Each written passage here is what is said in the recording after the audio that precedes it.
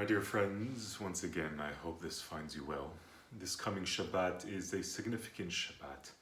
It is, of course, Anzac Day, where we here in Australia take pause to honor those who have laid down their lives, sacrifice what is most dear for us, to allow us to live with the freedoms that we enjoy today.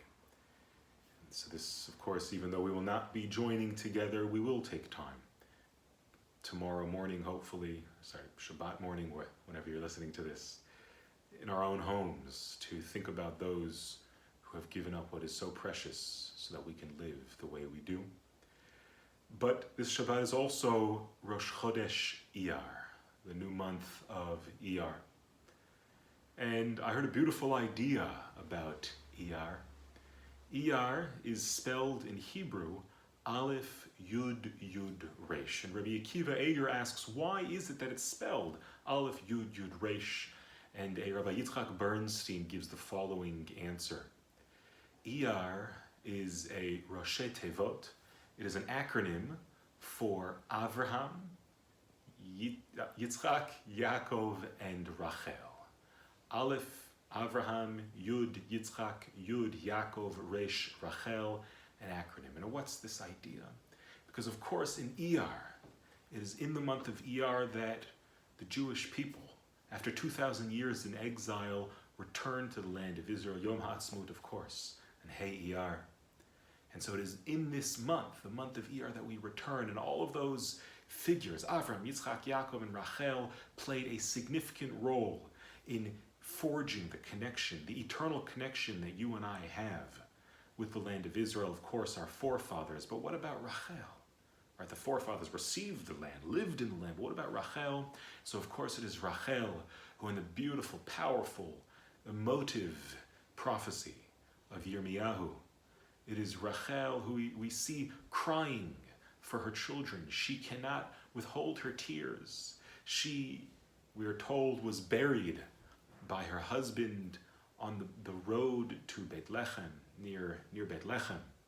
Why was she buried there and not with everybody else in Hebron?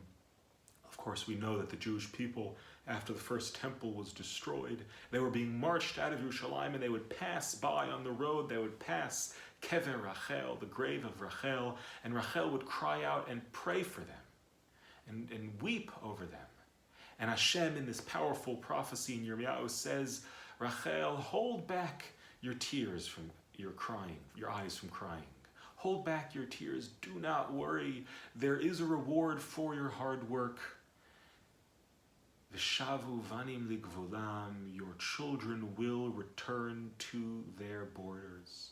And so it is Rachel who cries over the exile, but it is also Rachel who is comforted with the knowledge that the Jewish people returned after the first temple was destroyed, and then 2,000 years in something that we are witnessing before our own eyes, the Jewish people returned to the land of Israel once again. And so it is this, Aleph, Yud, Yud, Resh, Avram, Yitzchak, Yaakov, and Rachel, that the month of Iyyar communicates. It communicates our eternal connection to the land of Israel. But also, Iyyar is, we are told by Rabbi Nachman of Breslav, Iyyar is Roshei Tevot, an acronym for the phrase, Ani Hashem Rofecha.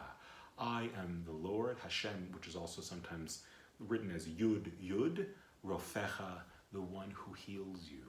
It is in the month of Iyyar that we are healed, and the timing could not be any better. My blessing to all of us as we celebrate in this upcoming week. First, we mourn, of course, Anzac Day and Yom HaZikaron, but we also celebrate on Yom HaAtzmaut, coming back to the land of Israel. We know that this is not perfect, that the land and the state of Israel that we have right now is not perfect. We are incredibly appreciative for the miracles that are before our own eyes, but we also pray for that full redemption, for that full healing. May a healing come this very month for all of those who are struggling with whatever it is they're struggling with, but also, of course, this global pandemic that we all are facing. May this month be a month of healing, a month of true return to the land of Israel, a month of comfort, a month of redemption for all of us. And with that, I wish you all a Shabbat Shalom.